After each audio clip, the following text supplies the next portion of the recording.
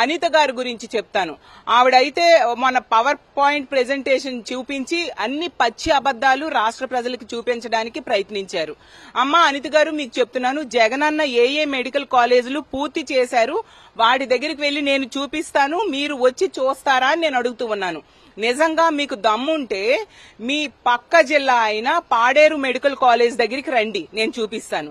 అలాగే మీరు ఇన్ఛార్జ్ గా ఉన్న విజయనగరం మెడికల్ కాలేజ్ కి జగనన్న ప్రారంభించారు, దాని దగ్గరికి రండి, ఆ కాలేజ్ ఎంత చక్కగా ఉందో నేను చూపిస్తాను.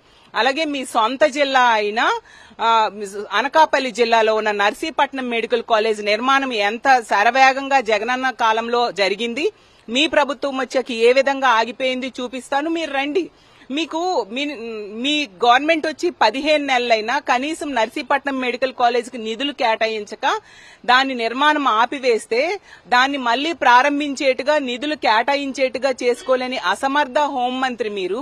అలాంటి మీరు ఏ మొహం పెట్టుకుని అలాంటి పవర్ పాయింట్ ప్రెజెంటేషన్స్ వేసి జగనన్న కడుతున్న మెడికల్ కాలేజీల కోసం ఈ విధంగా మీరు కామెంట్స్ చేస్తున్నారు అని నేను అడుగుతూ ఉన్నాను.